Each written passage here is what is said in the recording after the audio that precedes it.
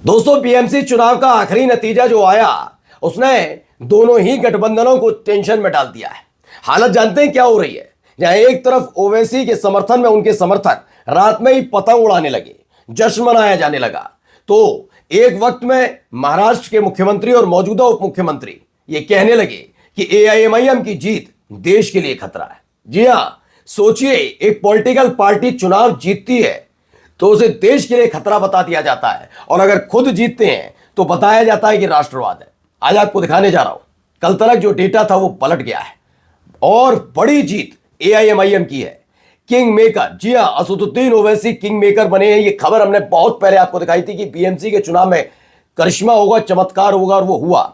ओवैसी फिर से king maker बन गए। जैसे बिहार के हालात थे वैसे ही यहां बनते नजर आए हैं। आज आपको एक एक खबर दिखाऊंगा, आखिरकार कौन है जिसने देश का खतरा, देश के लिए खतरा एआईएमआईएम की जीत को बताया। तो जीत की जश्न में डूबे हुए एआईएमआईएम के समर्थकों ने कैसे जश्न मनाया, एक एक तस्वीर दिखा रहा हूं। और खास बात क्या है इसमें, अब नसीहत भी दी जा रही है कि कम से कम विपक्षी पार्टियों से लेकर सभी पार्टियों को एआईएमआईएम से सीखना चाहिए। नमस्कार, मैं हूं प्राज्वल गौतम और आप देख रहे हैं टाइम्स एक्सप्रेस। हमने कल आंकड़ा दिखाया था 75 तक का था, हो सकता है ऊपर नीचे होगा, हमें लगा कि 75 से 70, 70 से 80 ज्यादा से ज्यादा ही है, लेकिन नहीं, 125। कितनी? 125 सीटें। आप अंदाजा लगा रहे हैं ये जीत कितनी बड़ी हो सकती है ऐसे वक्त में जब बिहार में चुनाव होकर चुका और इसके बाद 125 सीटों पर जीत बीएमसी चुनाव में हो जाती। महाराष्ट्र के अंदर अपना पांव मजबूती के साथ जमा लिया है एआईएमआईएम ने, और ये टेंशन पैदा कर रहा है दोनों ही गठबंधनों के लिए। खास बात क्या है, इसमें कई ऐसी पॉलिटिकल पार्टी हैं जो लंबे समय से महाराष्ट्र में सियासत कर रही हैं। चाहे कांग्रेस की बात करूं, चाहे आप बीजेपी की बात करें, चाहे शिवसेना, दोनों ही गुट है तो पुराने ही नेता, चाहे एनसीपी की बात करिए, सबके सब बेचैन नजर आ रहे हैं। पहले देखिए, खुद एबीपी न्यूज की एक खबर है जिसमें क्या क्या लिखा है, जरा पढ़ते चलिएगा। इसमें पहले लिखा गया कि महाराष्ट्र में ओवैसी की पार्टी का दिखा दम। ओके, पार्टी का दम दिखा है। यही नहीं, मालेगांव में ओवैसी बने किंग मेकर। मालेगांव में ओवैसी किंग मेकर बन गए। 29 नगर निगमों में एआईएमआईएम 95 सीटें जीती हैं। ये तो अभी यहां तक का आंकड़ा है, लेकिन इसके बाद का जो आंकड़ा 125 तक पहुंचा। पार्टी नेता शादाब जमई ने कसा तंज। क्या कहा, उन्होंने भी कुछ लिखा। अबू आजमी और इमरान प्रतापगढ़ी पर कसा तंज। बिल्कुल, आप कहेंगे कि ये तो लड़ाई उधर होनी चाहिए, फिर बी टीम और सी टीम घोषित करेंगे, लेकिन नहीं, ऐसा नहीं है। आप एक बात बताइए, बहुत सिंपल सी बात है। हो सकता है कि हम एक ही पतवार पर सवार, लेकिन आप मेरे साथ उस पतवार में एक साइड नहीं बैठना चाहते। आप कहते नहीं, मैं नहीं आपके साथ बैठूंगा, तो मैं जबरदस्ती तो करूंगा नहीं। और अगर मेरी नौका पार हो जाती है और आपकी डूब जाती है तो इसमें मेरी गलती क्या है? मैं तो कह रहा था मेरी वाली नाव पर आ जाओ। ये साथ साथ दोनों एक साथ साथ नाव चलाते हैं, लेकिन नहीं मान रहे थे आप। आपको सिर्फ अकेले चलना है कि आप पहले पहुंच जाए और मैं पीछे रह जाऊं, ये वाली स्थिति। गलती किसकी है? यही बात मैंने कल भी कही थी और आज भी कहता हूं। यकीन मानिए, आपको तय करना होगा सियासी तौर पर आपका प्रतिद्वंदी है कौन सी पार्टी। क्या आपके इर्द गिर्द वाले?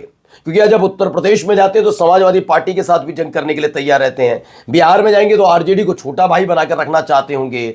अगर आप जाएंगे पश्चिम बंगाल तो कहेंगे टीएमसी तुम सत्ता में, वो बात अलग है, लेकिन हम कांग्रेस पार्टी, हम बड़े। ये नहीं होना चाहिए ना। आगे देखिए, ये कुछ इस तरीके से जश्न मनाया जा रहा है। जश्न की कुछ तस्वीरें निकलकर सामने आई, जरा देखते चलिए पहले।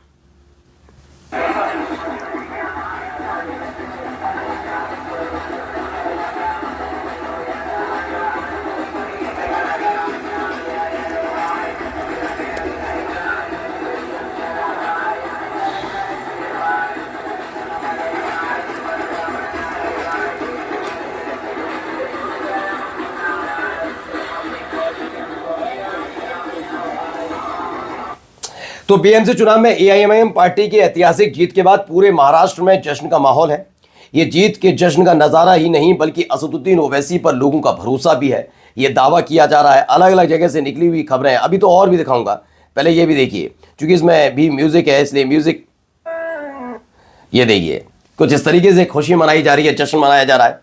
असदुद्दीन ओवैसी ने वाकई इस बार रखा। देखिए, आप तमाम पॉलिटिकल पार्टीज को उठाइए, बिहार के चुनाव और इस चुनाव में मैंने अमूमन बात देखी कि मीडिया इर्द गिर्द गड़ी रहती है। कहां पर? बीजेपी के। या और पॉलिटिकल पार्टी के या विपक्ष में भी मजबूत पॉलिटिकल पार्टी यानी कांग्रेस के इर्द गिर्द या इनके इर्द गिर्द ऐसे ही रहते हैं। आपने असदुद्दीन ओवैसी को लेकर उतना ज्यादा चर्चाएं मीडिया में नहीं देखी होंगी। आप दिखा दो, मुझे दिखा दो कि बहुत लंबी लंबी डिबेट हो रही है कि इस बार तो ओवैसी रिकॉर्ड तोड़ देंगे, इस बार तो ओवैसी ने चिंता बढ़ा रखी, चाहे विपक्ष के हिसाब से कहें।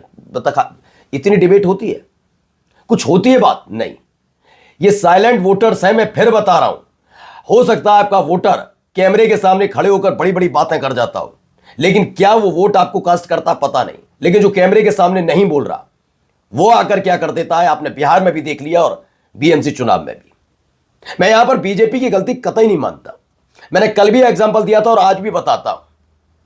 दरअसल कांग्रेस की गलती बस यही है ना कि आप अपने साथ वालों को आगे नहीं बढ़ते देखना चाहते। वरना आप देखिए सत्ता को पाने का तरीका क्या होता है। भारतीय जनता पार्टी अपने जन्म के बाद से लेकर, ये मोदी शाह वाला नहीं कह रहा हूं, उससे पहले भी बड़े बड़े नेता पीडीपी और नेशनल कॉन्फ्रेंस को अलगाववादी पार्टियों के तौर पर स्थापित करते थे। लेकिन जब सरकार बनाने की बारी आई तो यही बीजेपी महबूबा मुफ्ती के साथ जाकर खड़ी हो गई थी। मुख्यमंत्री वो बनी, गठबंधन की सरकार। अब आप अंदाजा लगाइए। लेकिन कांग्रेस के साथ ऐसा नहीं। आप कहेंगे तो विचारधारा की लड़ाई, ऐसा नहीं, यही एक अंतर है। तो कौन सी विचारधारा आपकी एआईएमआईएम से नहीं मिलती? बताइए।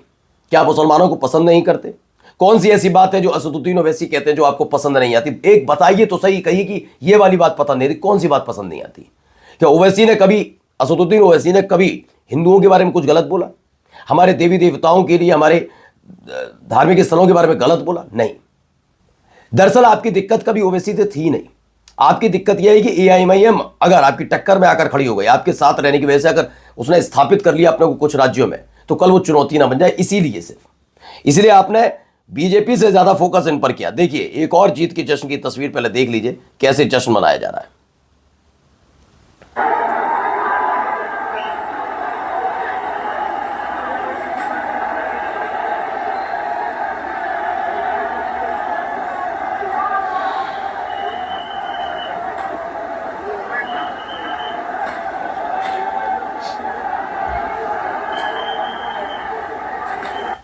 तो सोचिए, रात में ही पतंगें उड़ रही हैं, ये जश्न मनाया जा रहा है, ये तमाम चीजें होती हुई नजर आ रही हैं।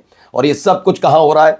ये मुंबई में हो रहा है। उस जीत के बाद जिस जीत ने कई कई कई रिकॉर्ड तोड़े। अब आइए, ओवैसी साहब की पार्टी एआईएमआईएम ने जिन 13 शहरों की 125 सीटें जीती हुई हैं, उनके नंबर देख लिए। सोलापुर में 8 जीती, औरंगाबाद में 33, मालेगांव में 20, मुंबई में 8, नागपुर में 6, अहमदनगर में 2, जालना में 2, ठाणे मुंब्रा में 5, नांदेड़ में 15, चंद्रपुर में 1, धुले में 10, अकोला में 3, अमरावती में 12, कुल 125 सीटें जीती हैं एआईएमआईएम ने। एआईएमआईएम ने ये जीत दर्ज की। ये पूरा डेटा भी है। भारतीय जनता पार्टी 89, शिवसेना 65, शिवसेना जो एकनाथ शिंदे की 29, कुछ इस तरीके का आंकड़ा भी निकलकर सामने आया है, जिसने बेचैन किया है खास तौर पर दोनों ही गठबंधनों को। और जाते आते जरा खबर देखिए। महाराष्ट्र के डिप्टी सीएम एकनाथ शिंदे ने नगर निकाय चुनाव पर कहा कि राज्य में 29 महानगर पालिका चुनाव में एआईएमआईएम के कुल 125 से ज्यादा उम्मीदवारों का जीत कराना यह देश के लिए खतरा हो सकता है। इस पर चिंतन करने की जरूरत है। सोचिए, एक पॉलिटिकल पार्टी अगर जीतती है तो देश को खतरा, और आपकी जीते तो ठीक। ऑपरेशन सिंदूर के बाद अगर किसी को बकायदा भेजा गया और जिसने मुस्लिम देशों में जाकर भी ऑपरेशन सिंदूर हमारे देश का झंडा गाड़ा, वो आपकी पार्टी का सांसद नहीं था, वो असदुद्दीन ओवैसी थे। नमस्कार।